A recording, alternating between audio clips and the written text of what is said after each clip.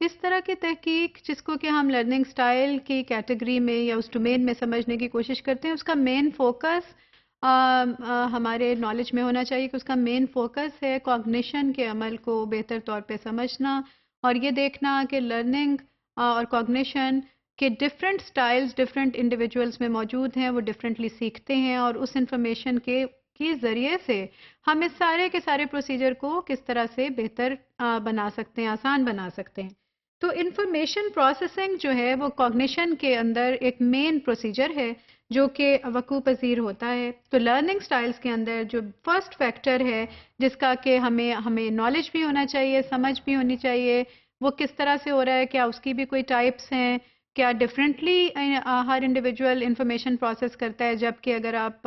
Biological دیکھیں یا physical factors کو دیکھیں تو ہر جو انسان ہے اس کے دماغ کی جو ساخت ہے یا اس کی جو انیٹمی ہے، اس کی جو ڈفرینٹ کمپوننٹس ہیں وہ سملر ہیں۔ ہر انسان جو نارمل ہیومن بینگ ہے اس کے ڈفرینٹ وہی پروسیجرز ہیں، اسی طرح سے اس کے اندر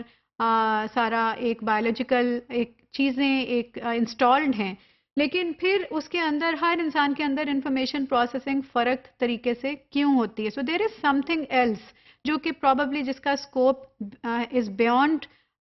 دین اور more than these physical and biological things, جو کہ ڈیپر بھی ہو سکتا ہے، اس سے زیادہ وائڈر کر سکتا ہے سارے پروسیجر کو۔ تو first factor involved in learning style is information processing, کہ انفارمیشن پروسیسنگ کس طرح سے وقوع پذیر ہو رہی ہے، کس طرح سے ہر انسان ہر لرنر کانسنٹریٹ کرتا ہے جو انفارمیشن اس کو ملی ہے ایک بچے کو، اس کو ایبزارب کرتا ہے اور پھر اس کو کیسے ریٹین کرتا ہے اور کس طرح سے اس کو ریٹریو بھی کرتا ہے جب اس کو چاہیے، تو کیسے وہ اس کو سنتھسائز کر کے اس کو اکٹھا کر کے مختلف حصوں کو ایک مکمل تصویر کے طور پہ اس کے ذہن میں ابھرتی ہے اور وہ انفارمیشن اس کے لیے میننگ فل ہو جاتی ہے۔ تو اس میں جو تحقیق بتاتی ہے اور جو ڈفرینٹ اسکالرس کا کام ہے وہ ہمیں جو دو امپورٹنٹ انفارمیشن پروسیسنگ سٹائلز کے بارے میں جو other than many other available in the research, ہم جو دو سٹائلز کے بارے میں ابھی جاننے کی کوشش کرتے ہیں اس میں سے ایک انالیٹک ہے اور دوسرا گلوبل ہے۔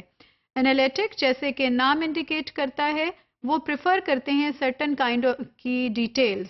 کہ ڈیٹیلز میں ان کو انفارمیشن ملے جس پر کہ پھر وہ کیا کرتے ہیں ہم ابھی ایک لمحے میں دیکھتے ہیں۔ گلوبل جو ہے وہ ڈیٹیلز کی بجائے they like to see the bigger pictures at one, کہ ایک ہی دفعہ سے وہ جو مین جو ہے جو ٹاپک ہے یا جو مین اس کی آپ کہیں کہ جو مطمع نظر ہے، نقطہ ہے، اس کو وہ سمجھنے کی کوشش کرتے ہیں، then they go for the final details, کہ اس کے ساری کے ساری وہ اس کے اندر باریک بینی سے کیا چیزیں موجود ہیں۔ اس طرح ان دونوں کیٹیگریز کو ہم رائٹ برین اور لیفٹ برین کے نام سے بھی جانتے ہیں۔ لیفٹ برین کو اگر آپ دیکھیں تو لیفٹ برین میں انالیٹک تھاٹ ہوتی ہے، وہ سرٹن طرح کی لاجک کو سمجھنے کی کوشش کرتے ہیں۔ یہ وہ لرننگ سٹائل ہے جس میں کہ for example scientific knowledge, mathematical knowledge کو سمجھنے کی کوشش کریں گے۔ اس طرح کے لرنرز میں نمبرز کی اسکل اور انفارمیشن بہت اچھی ہوگی، ان کا رائٹ ہینڈ کنٹرول بہت اچھا ہو سکتا ہے۔ اور جبکہ اگر آپ اس کا کمپیئر کریں رائٹ برین فنکشن سے جو کہ گلوبل ایک پکچر کے دیکھنے کے عادی ہیں، وہ آپ دیکھیے کہ وہ آرٹ اویئرنیس پہ چلتے ہیں، ہولسٹک تھاٹ یعنی ایک بگر پکچر کی تھاٹ کو لے کر چلتے ہیں، میوزک اویئرنیس ان کے اندر ہوتی ہے، 3D فارمز ہوتی ہیں، ہر طرف سے وہ پکچر کو دیکھنے کے عادی ہوتے ہیں اور ان کا لیفٹ ہینڈ کنٹرول اچھا ہو سکتا ہے۔ مور اوور اگر آپ اس کو مزید کمپیئر کریں تو لیفٹ برین کا فنکشن جو انالیٹک میں جا رہے ہیں ان میں آپ دیکھیے گا کہ ان کی رائٹنگ کی skills, because remember they are having very good control on the right hand movement, so